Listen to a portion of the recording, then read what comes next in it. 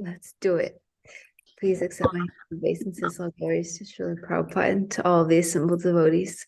We will start with Jaya Radha Madhava to meditate on Krishna and Vrindavan. Jaya Radha Madhava Kunja Bihari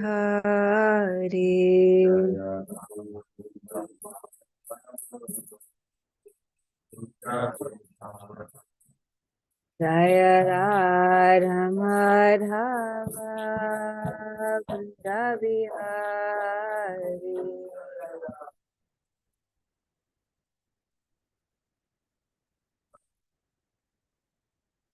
Jaya Gopi Janavala Girivaradari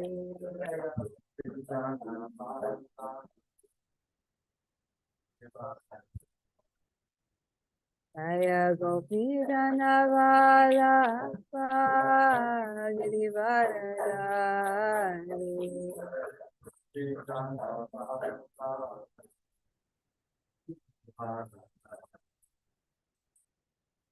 Yashoda Nandana Bhaja Janarandana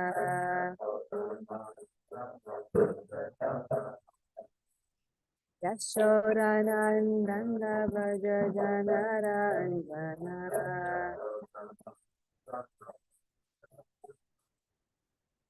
Amuna Tira Vundachari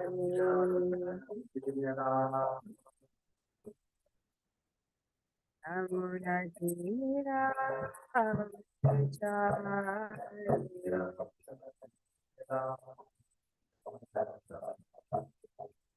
Jaya Radha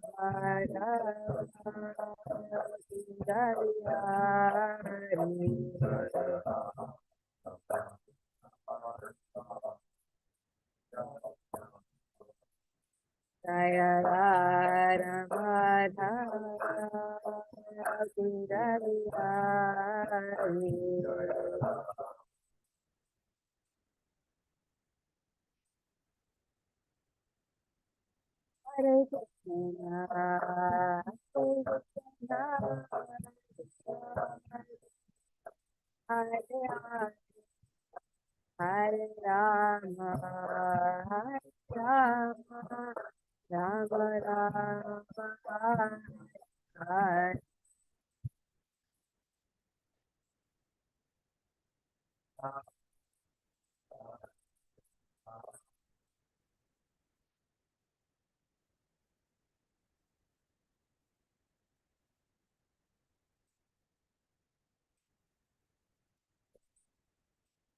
Hare Krishna, Hare Krishna, Krishna Krishna, Hare Hare Rama, Hare Rama,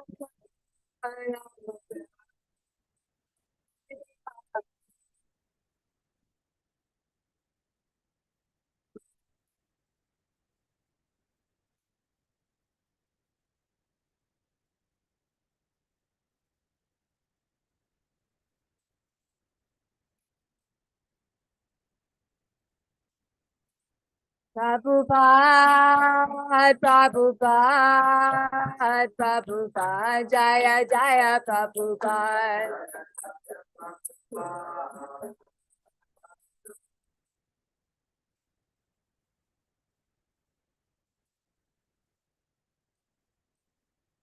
Om Namo Bhagavate Vasudevaya. Om Namo Bhagavate Vasudevaya.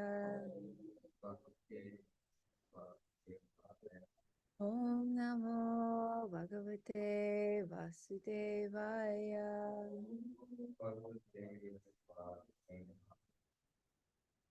Hi.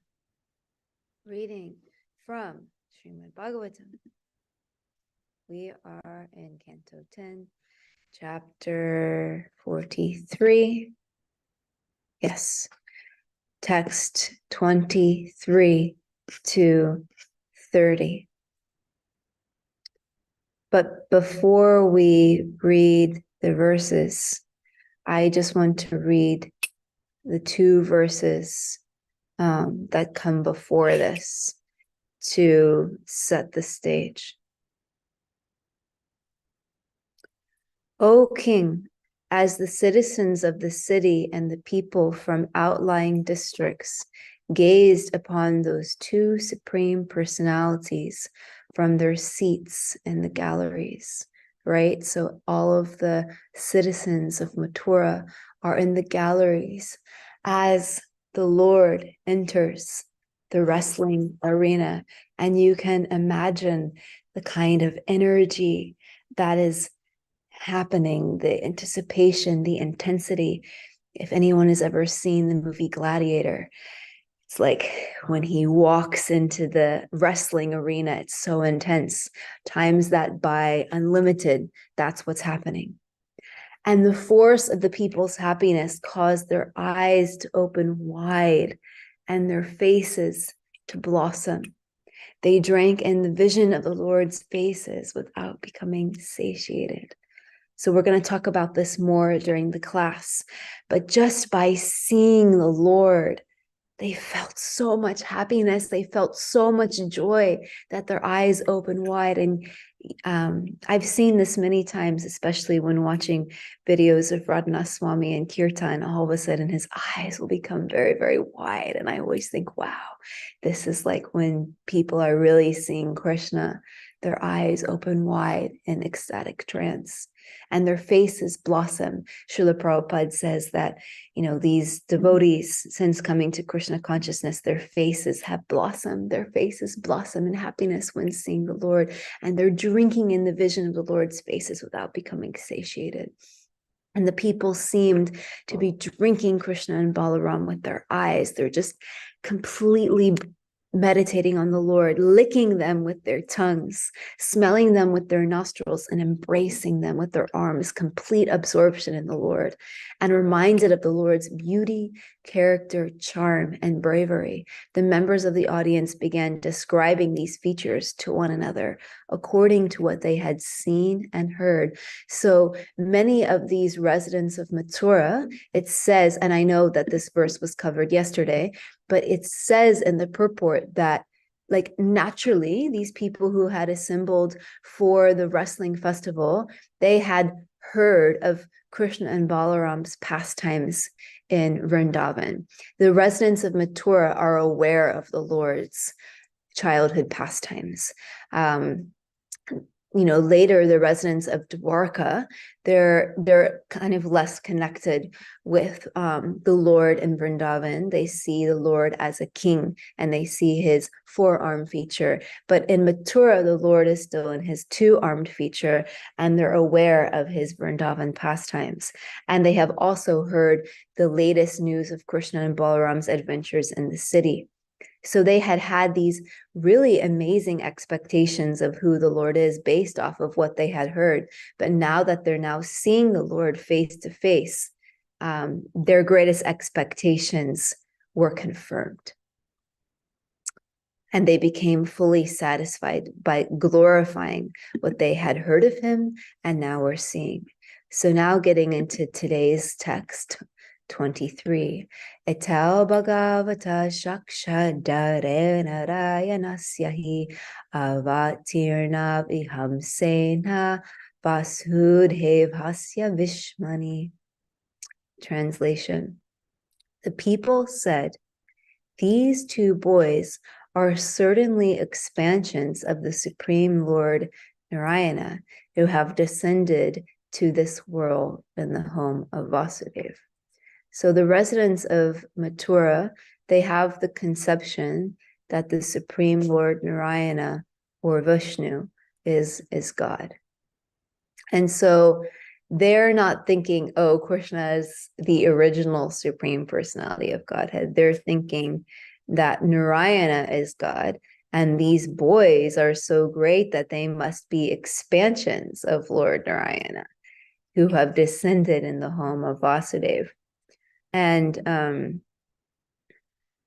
but as we know, obviously, as is explained in the Srimad Bhagavatam, that Krishna himself is the original Supreme Personality of Godhead, and Narayana is actually an expansion of Krishna. And similarly, the residents of Vrindavan, they, as we know, the focus in Vrindavan is that Krishna is their son, their friend, their lover. The pastimes in Vrindavan are very, very intimate and very, very sweet. And the emphasis is not on Krishna being God. The emphasis is on Krishna and their relationship with Krishna and how wonderful is Krishna. Because if there's too much focus on Krishna being God, then it actually takes away the sweetness of the pastimes. But in the chapter,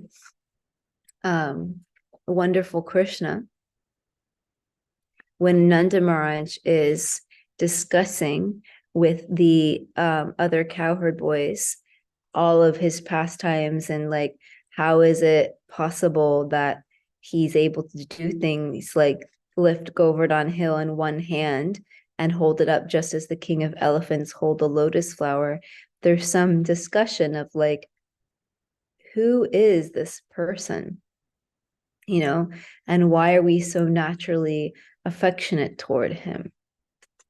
So they actually say, the cowherd boys actually say to Nanda Maharaj that your son must be one of the demigods. He is not at all an ordinary boy. Maybe he is the Supreme Personality of Godhead. And Nanda Maharaj actually responds to him that he can present the statements of Garga Muni that were made at the name-giving ceremony when Krishna was born.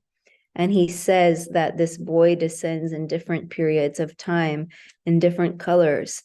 And this time he has appeared in Vrindavan in a blackish color known as Krishna. So he's saying that he has descended in these different times, and he has many varieties of names according to his different qualities and pastimes. And he says that on the whole, he is exactly like Lord Vishnu, who always takes the side of the demigods, who are consequently never defeated by the demons. Gargacharya thus concluded that my child would grow to be exactly like Vishnu in transcendental beauty, qualification, activities, influence, and opulence, and so we should not be very astonished by his wonderful activities. After telling me this, Gargacharya returned home, and since then we have been continually seeing the wonderful activities of this child. According to the version of Gargacharya, I consider that he must be Narayana himself, or maybe a plenary portion of Narayana. So they actually sometimes come to that same conclusion that the residents of Mathura are coming to, like Narayana is the Supreme Personality of Godhead, and maybe, you know, Krishna must be either that same Narayana or a plenary portion of Narayana. So they come to this conclusion, and then Yogamaya influences them again, and they forget about it, and they just think, oh, but how wonderful is my son? And, you know, if I don't chastise him and teach him a lesson, he'll become a very naughty boy, and then what kind of adult will he be? So we have to teach him a good lesson. So moving on to the next verse, verse 24. Esa vaikila devakyam jato nitascha gokulam kalam etam vashran kudho vavridhe nanda vishmani. This one, Krishna, took birth from Mother Devaki and was brought to Gokul, where he has remained concealed all this time, growing up in the house of King Nanda. So they're aware of his birth and very first pastimes. Puthananena nitantam chakravatascha dhanava Arjun halguyaka keshi denuko nye chatadvidha. He made Putana and the whirlwind demon meet with death. So some of his pastimes they're now chanting and hearing and remembering. He pulled down the twin Arjuna trees, which we're especially meditating on in this month of Kartik after the Damodar Leela. And he killed Shankachura, Keshi, Denuka, and similar demons. So we remember all, and we've gone through all of these different pastimes of all of these different demons that he's killed and what the different demons represent in terms of anarthas. Kavha sapala etena davhagne parimochita kaliyo damita sarpa indrascha vimadhakrita saptaham ekahastena drithodri pravaro muna varshavatasane pyascha paritratam cha gokulam. He saved the cows and the cowherds from a forest fire, which is such a beautiful story if we remember that the residents of Vrindavan were going to be consumed by fire, and the Lord saved them by swallowing the forest fire. And he subdued the serpent Kaliya by dancing on Kaliya's hoods and purifying him of all poison until Kaliya was left with nothing except surrender. He removed Lord Indra's false pride by holding up the best of mountains, right? We just celebrated this pastime on Monday with one hand for an entire week. In the Bible talks about 7 days and 7 nights, right? Where'd they get that number from? Krishna held up Govardhan Hill for 7 days and 7 nights, thus protecting the inhabitants of Kukula from rain, wind, and hail. We can achieve the perfection of life just by meditating on one of these pastimes. And the residents of Mathura, they're chanting all of these pastimes. Gopyosya nitya mudhita asita prekshanam mukham pasyantyo vividham stapams taranti sma shraman mudha. The gopis overcame all kinds of distress and experienced great happiness by seeing his face, which is always cheerful, with smiling glances and ever free of fatigue. I thought this verse was so beautiful, that everyone in this material world is suffering distress, isn't it? What is the remedy for our distress? It's just seeing Krishna's face. If we ever feel distress, we can just come see Radha Muralidhar, and all of our distress can go away by seeing the Lord's beautiful face. And his face is always cheerful. Krishna doesn't, everyone in this material world, there's dualities in this material world: happiness, distress, pleasure, pain, honor, dishonor, success, failure.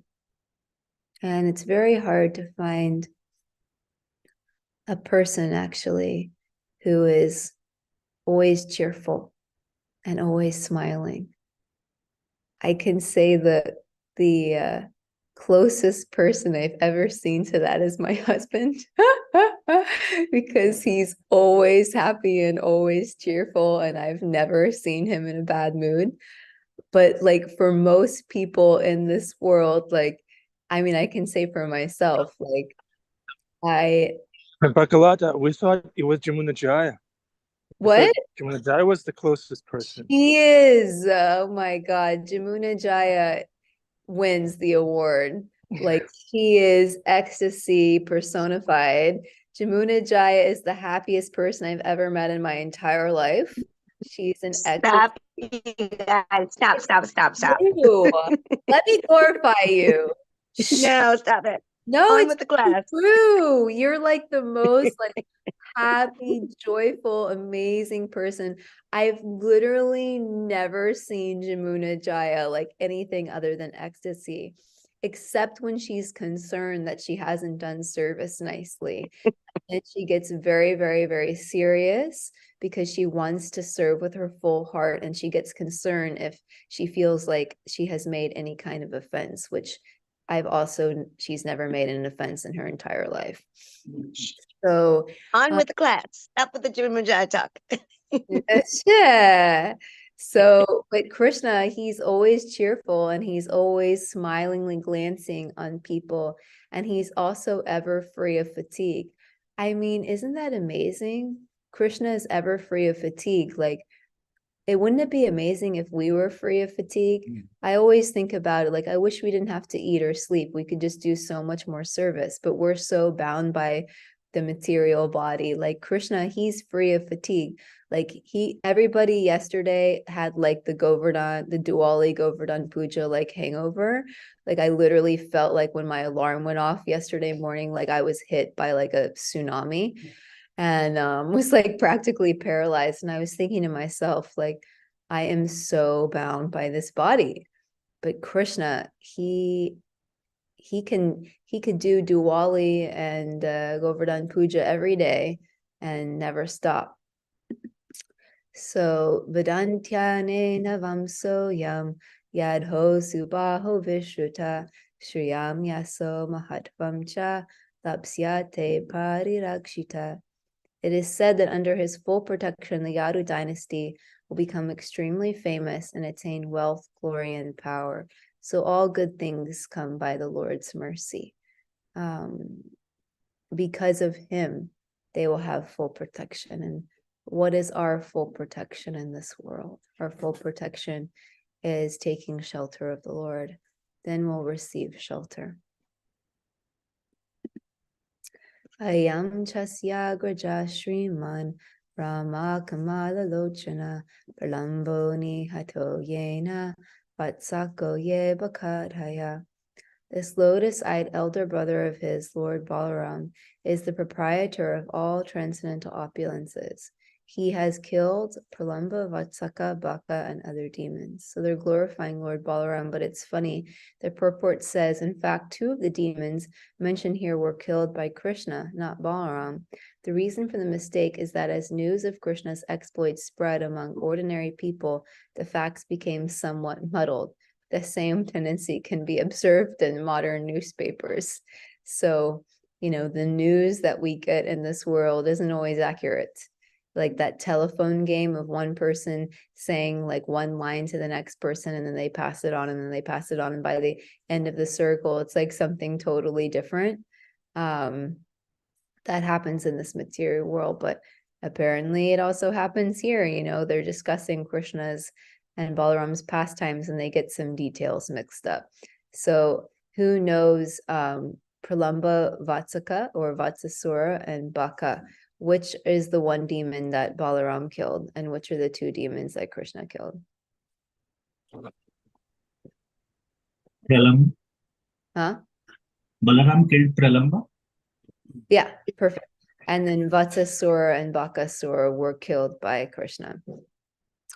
So, yeah. So, I guess I've already been talking, but let's chant. Om Agyanatimirandasya Jananjana Chalakaya Chakshurunmilitam Jena Tasmai Shri Gurave Namaha Shri Chaitanya Manobishtan Stapitam Yena Bhutale Swayam Rupa Gadamayam Dadadi Swaparanigam Vandeham Shri Guru Shri Yura Parakamalam Shri Guru Vaishnavamscha Shri Rupam Sagrajatam Sahagana Raghunatam Tam Sajivam Sadvaitam Savadutam Parijana Sahitam Krishna Chaitanya Devam Shri Radha Krishna Padan Sahagana Lalita Shri Vichakam Vitamscha Hey Krishna Karuna Sindhu Dinabandhu Jayapate Gopesha Gopika Kanda Radha Kanda Namostate Tapta Kanchana Gorangi Radhe Vrindavaneshwari Shapanu Sude Devi Pranamami Hari Pre Vancha Kalpatarivascha Kripa Sindhubhye Vacha Patitana Bhavanebhyo Vaishnavebhyo Namo Namaha Nama Om Vishnu Padaya Krishna Prishtaya Bhutale Srimate Bhakti Vedanta Swami Nityanamine Namaste Saraswate Deve Gauravani Pracharine Nirvishesha Shunyavadi Paschachade Shatarine Jai Shri Krishna Chaitanya Prabhu Nityananda Shri Advaita Gadadara Shri Vasadi Gaura Bhaktivinoda Hare Krishna Krishna Krishna Hare Hare Hare Rama Rama Rama Hare Hare. So I was immediately thinking about how these verses, which are described as the heart of the Bhagavad Gita, chapter 10, verses 9 to 11, immediately came to my mind and heart, because basically what's happening in these verses is the residents of Mathura are chanting and hearing about Krishna's pastimes and Krishna's glories. So I actually wanted to read this section from Rancher Prime's translation of the Bhagavad Gita. We were reading this last night in our community group. It says, heart of the Bhagavad Gita, I am the source of all. Everything emanates from me. The wise who know this serve me with all their hearts.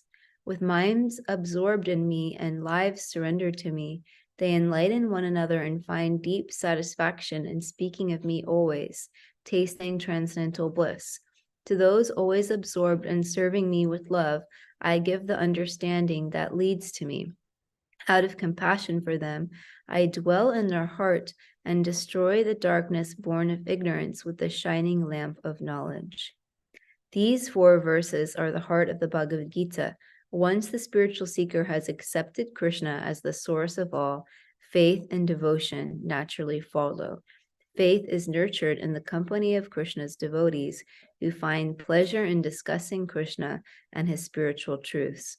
A devotee with deepening faith offers service to Krishna in body and mind. In response, Krishna inwardly reveals that devotee's personal loving relationship with him. By the Lord's grace, all obstacles are removed from the heart of the devotee who serves him. The seed of devotional service to Krishna is sown in the heart by the mercy of Krishna's devotee. This seed is watered by regular hearing and chanting of Krishna's names. The plant of devotional service grows until it pierces the coverings of the material universe and enters the spiritual sky. There it penetrates the Brahmajyoti, the dazzling spiritual effulgence, to find shelter in Goloka Vrindavan, the abode of Krishna, where it blossoms at Krishna's feet.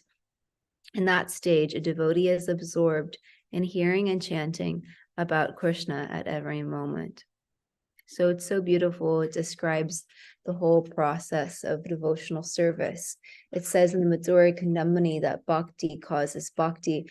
How do we receive the seed of bhakti? We receive the seed of bhakti from the heart of someone who has bhakti. So bhakti causes bhakti. And then how do we, like a gardener, how do we water the seed so it blossoms? We water it by the process of chanting and hearing. So these residents of Mathura, it's like they're having kirtan. They're all speaking the glories of Krishna and his pastimes. So we water it by chanting and hearing in the association of devotees. And what is the fertile soil that makes the creeper fertile and be able to grow? It's gratitude. So when we have a grateful heart, that seed can fructify. And what is the fence that protects us, protects our garden where the dirt is and where the seed is growing? That is the association of devotees. We're safe in the association of devotees. That is our shelter. You know, we go out into the world and we give Krishna consciousness to everyone, right? We're always giving Krishna consciousness to others, to every single person that we meet. And we were actually talking in community group last night. There's a quote by Martin Luther King Jr., I believe, where he says that don't doubt that a small group of people can't change the world. As a matter of fact, it's the only thing that ever has. So sometimes we might think, oh, we're helpless to change the world. But actually, each one of us can change the world by every single person that we meet, giving them the gift of Krishna consciousness and encouraging them to do the same. And if every single person does that, then eventually this gift of Krishna consciousness will touch the whole world and change the world. So, but we go out into the world and we give Krishna consciousness to everyone, but then we come home and we find our shelter and nourishment within the association of devotees.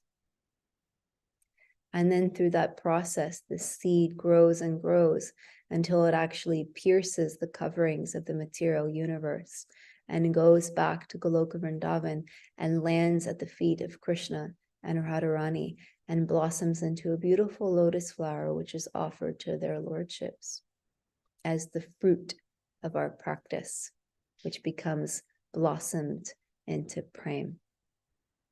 So I wanted to dive a little bit further into this verse 10:9 from Bhagavad Gita.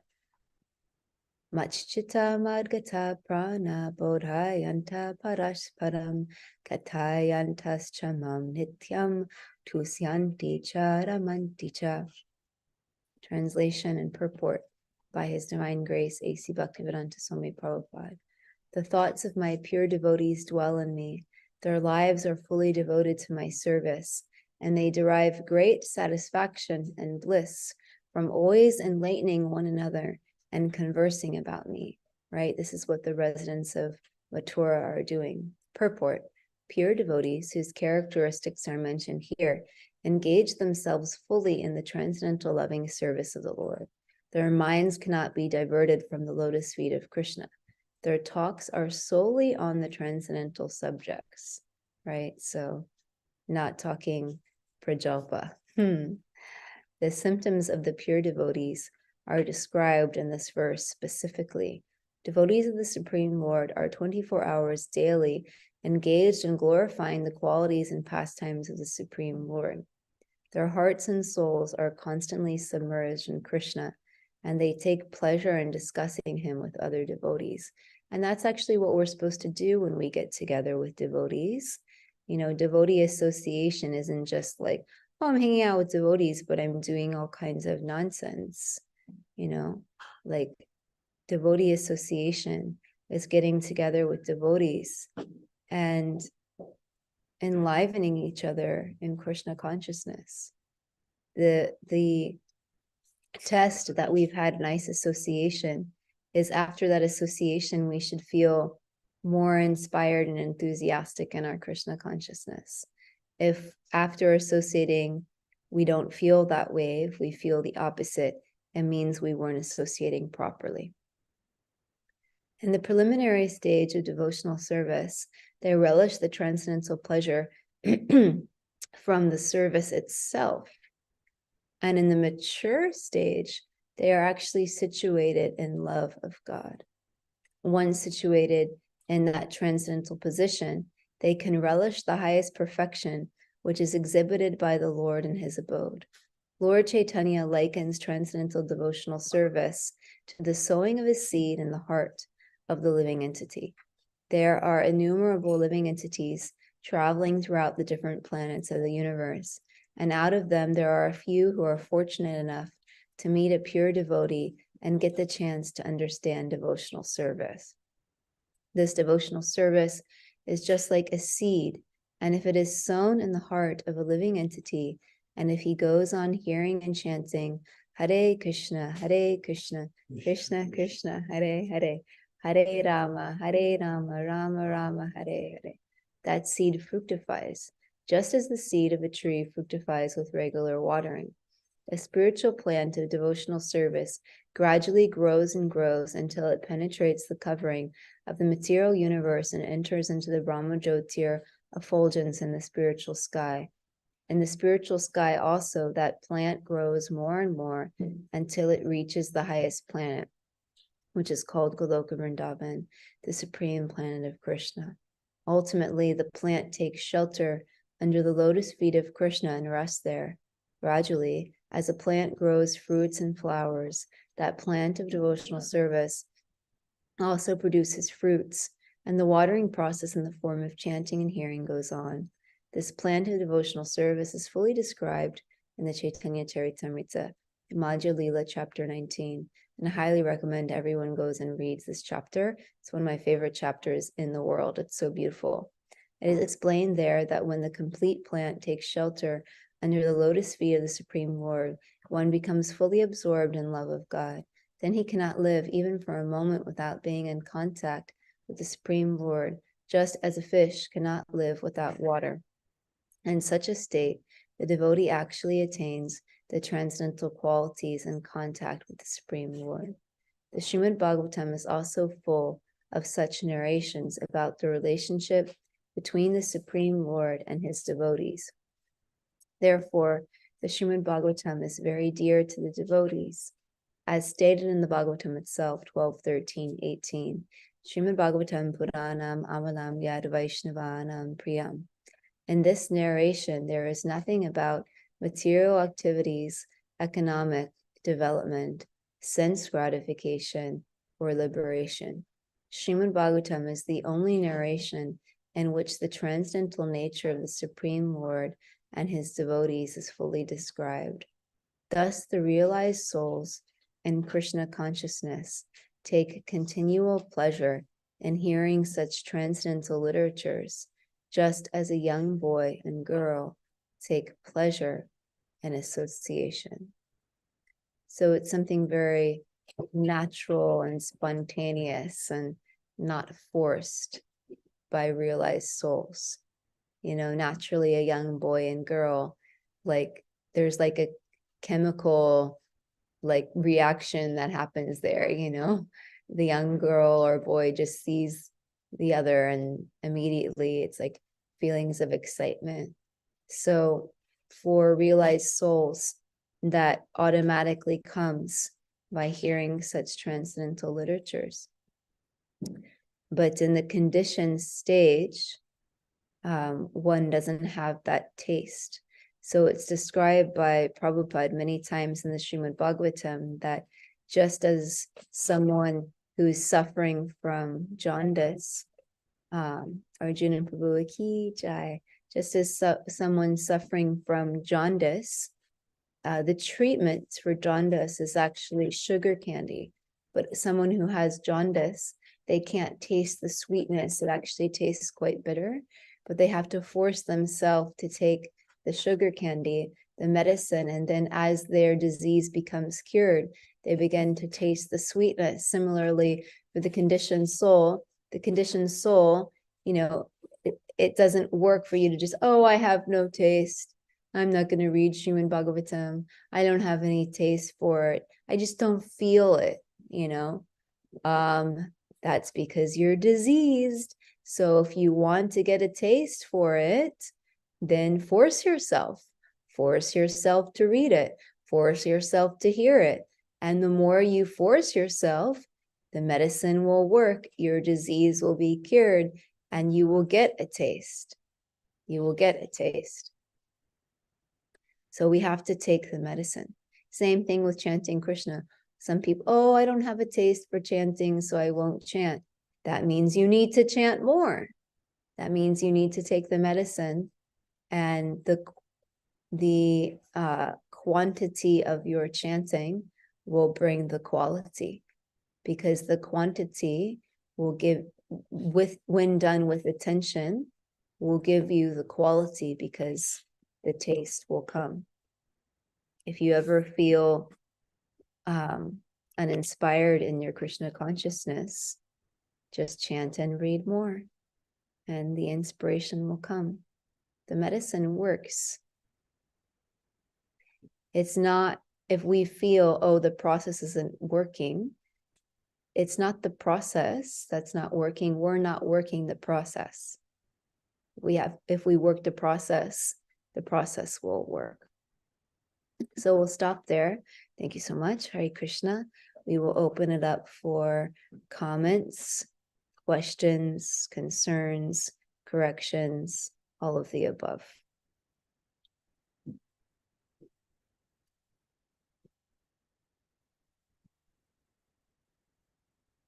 Anyone?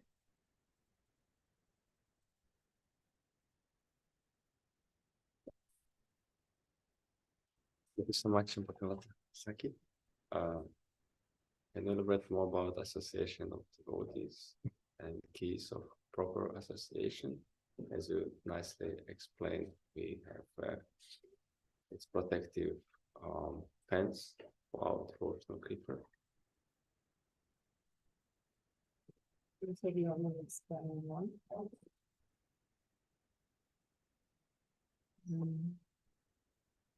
One time Rukmini Walker asked Prabhupada, how do we become enthusiastic?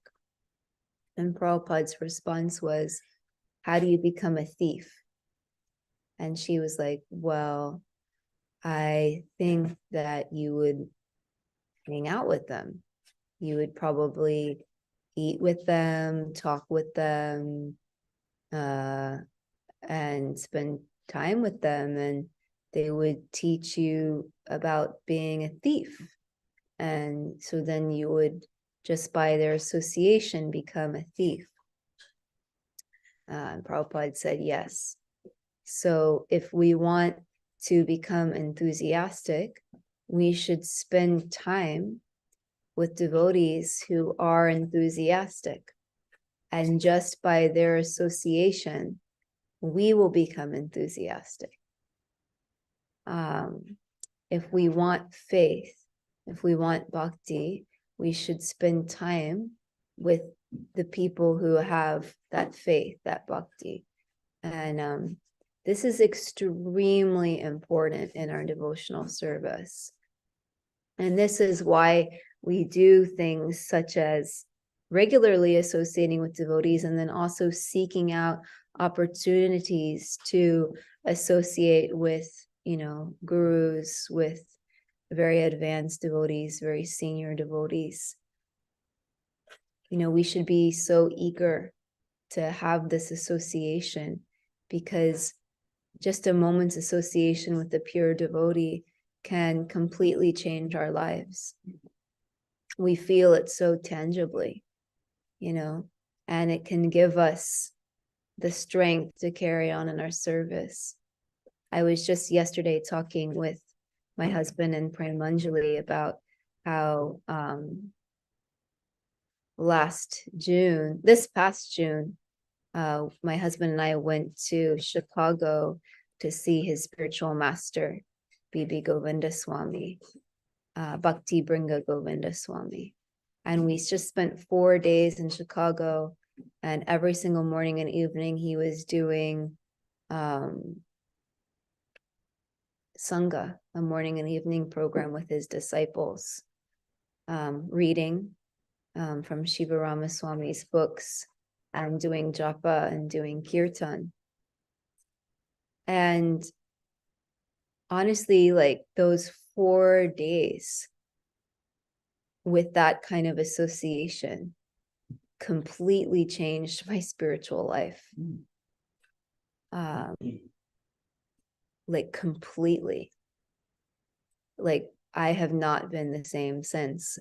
Just from 4 days, I received so much inspiration in my spiritual life. It was like this intense injection of much needed medicine. And we all have those experiences when we go on pilgrimage, or when our spiritual master comes to town, when we have these intense experiences. But we need to regularly, every day, also take shelter of that association of each other, and also of, devotees that we feel super inspired by, through reading, through listening to their lectures. Venetia, you have your hand raised. Hare Krishna. Yvonne. Haribo. Yeah, 2 things. Lovely class. It's so nice to have you back giving class. I always just so enjoy your classes. And I just wanted to say that you really resonated what you said about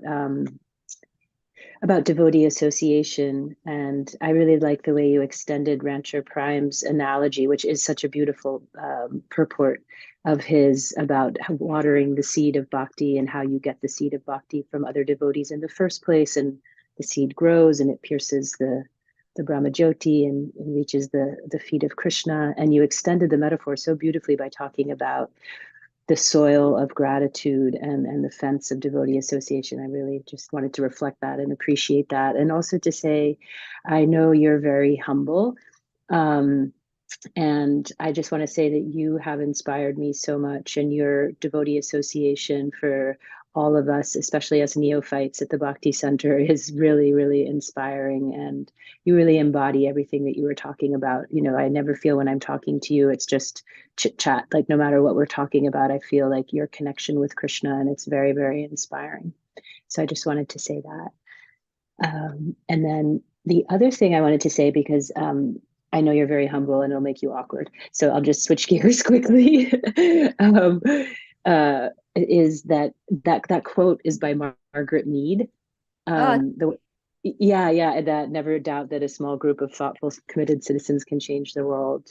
Indeed, it is the only thing that ever has always been very inspiring to me. Yeah, it's Margaret Mead. She was a pioneering woman, cultural anthropologist from mid last century. So thank you for sharing that. Excellent, wonderful class. Hare Krishna. I feel everything that you said about me, I feel that way about you. Inspired in your association and your sincerity. Then it must be working. Jeffrey Eckler has his hand up. No chit chat, Jeffrey Eckler. Krishna Katha.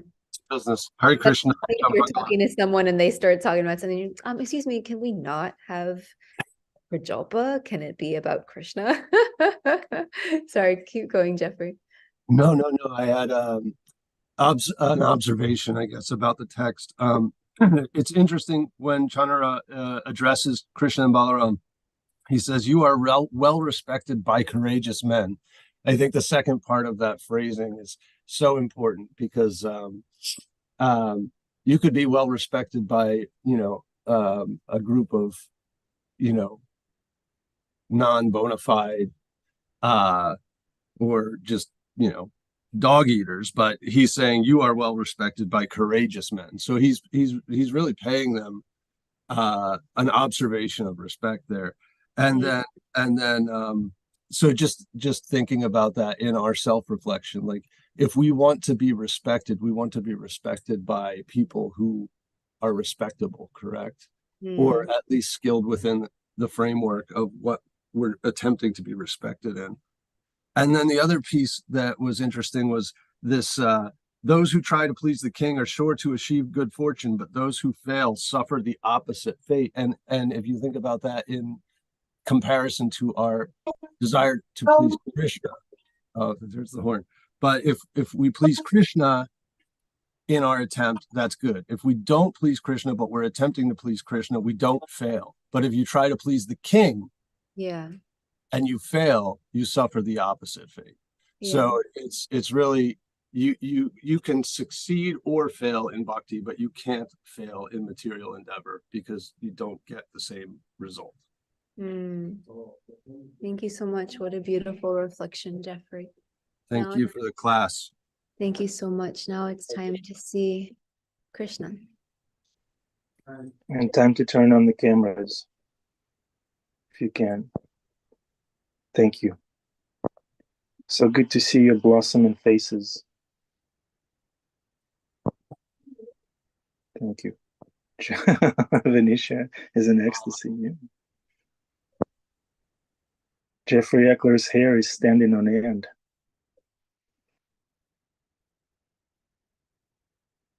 Hey, we lost them. Oh, Krishna. What should we do? Damdar Priya, can we have a substitute darshan? Oh, Jeffrey Eckler has given us darshan of Krishna stealing the butter. Cool. That's what's going on within every atom. Krishna is stealing the butter, stealing their protons and electrons. Oh, good to see you, Hare Krishna. There they are, the deities. Hare Krishna. Jai. Shishir Damodar Ki Jai. It's so good to be seen by Damodar Priya's deities. Jamuna Jai, Hare Krishna. Wow, that's a nice art.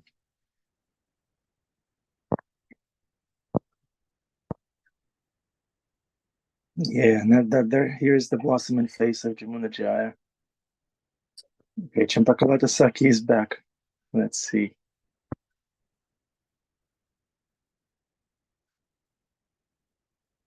Champakalata. Yes. Shishara Muladhar Ki Jai.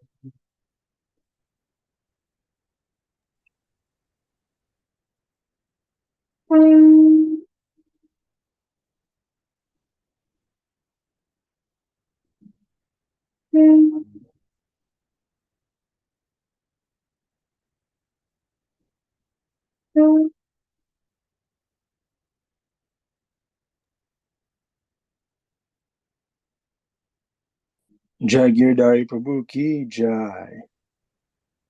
We know you're there, Jagirdari Prabhu. Good to see you. Hare Krishna. Hare Krishna. Okay, all right. This was the class, dear devotees. It was so nice seeing you. Ganesha Prabhu is a great soul. She falls into ecstasy by seeing Krishna. That's described in the Shastra. Now we know who Ganesha is. Okay.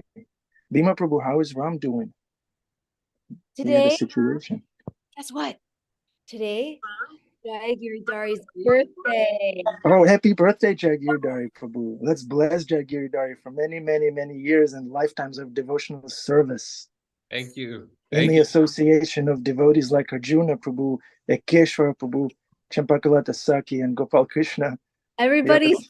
Thank you. everybody send him your unlimited blessings and prayers that this is the best year of his life in Krishna consciousness, and that all of his desires for serving Krishna become completely answered, and that every single year gets better and better and better until his creeper pierces the material covering and goes back to Goloka Vrindavan and blossoms at Krishna's lotus feet, and he attains pure devotional service and goes back to Goloka Vrindavan to serve their lordships forever. Haribo. Hare Krishna, Jagirdari Prabhu Ki Jai. Yay! One of the best, most exemplary Vaishnavas I've ever met in my entire life. Thank you. Yes. Hare Prabhu. Hare Krishna. Okay, Bhima Prabhu, how is Ram? We're going back to our Sangha. Thank you, Prabhu. What did he eat? He's fine. He got it. We were in a print shop, and he got into some print chemicals. He didn't eat them, but he got close enough. So he was sort of like what you used to be before you joined the movement. He was dazed and confused. Really, actually dazed and confused. Yes. That's me. That's me. Without the association of devotees.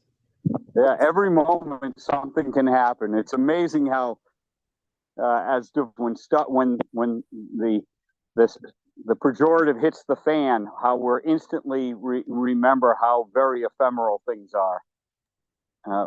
you know. So Thank you. that And was the quite- pejorative thing is also temporary and ephemeral. It's also temporary. So that's a good thing. It's pretty consistent when I deal with you, though. It's very consistent. That's all I have to offer. Yeah. Okay.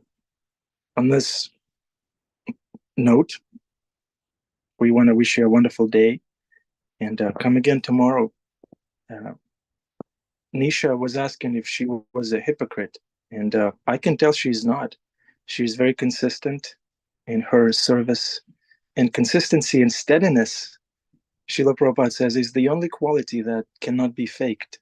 We can fake ecstasy, we can fake, you know, happiness and realization, but like Bhima Prabhu sometimes, it's a joke. It's a joke. But we cannot fake steadiness. If we do something every day consistently, that's a sign of a commitment and sincerity. And we can see that in so many devotees, Adipusha Prabhu, Venetia, all of you dear devotees. You are all right. You are enough. You're doing great. And we need you and we want you. And we thank you for your association. Without you, we are pejorative, like Bhima Prabhu perfectly described. Very pejorative without you.